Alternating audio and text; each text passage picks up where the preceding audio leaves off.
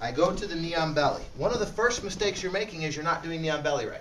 And because if you don't do knee on belly right, he has no real reason to push your knee.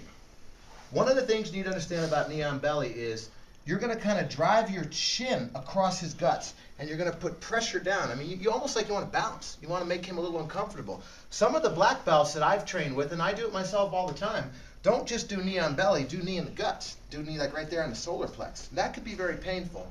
But for you guys, technically, this is what I want to see.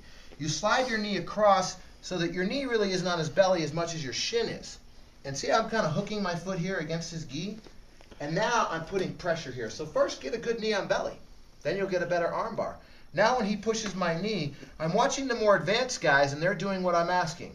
They're going with a two-handed attack, not a one-handed attack. A lot of you guys are doing this. You're just putting your hand through and grabbing here. And you're kind of just holding the arm, and some of you guys are like just diving across and doing this. Well, it doesn't really work that way. A two-handed attack guarantees your success in the arm bar. Watch how I use two hands. One hand goes to his face, one hand goes to his arm, and I pin his face to the mat, and I bring his whole body up on his side. I don't want to go on an arm bar on a guy who's on his back. I have too much real estate to travel. I want him up here. Now the biggest mistake you're making from this point on is this.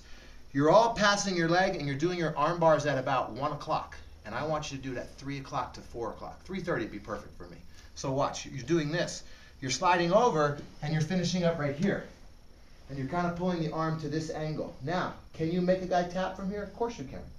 But he has a better chance to defend this arm bar, because what he'll do is he'll turn his thumb and try to roll out. And when he does, he's going to pass your guard.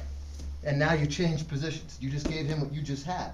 But watch the difference when I go from 9 to 3, maybe even 4, maybe even 5 o'clock if I can. So here I am in a good knee on belly.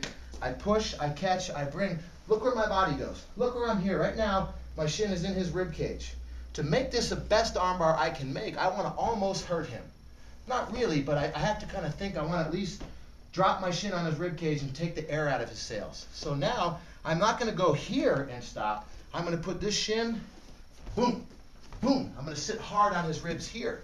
I keep his arm, I grab his pant leg, but look, instead of leaning over this way, I'm going to lay down more towards his feet. Look at the difference in the angle of my arm bar.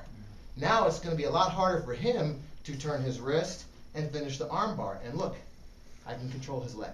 So once I'm here, squeeze, arm bar. So see, you guys are doing it. Some are doing it okay, some are doing it really well, some are doing it really bad. But in theory, you all should be doing it really well. Okay? Belt shouldn't matter. Technique matters. So now go back, slow it down, do it right. I'd rather see you do it 1 time right than 10 times, not so bad. Okay? Go.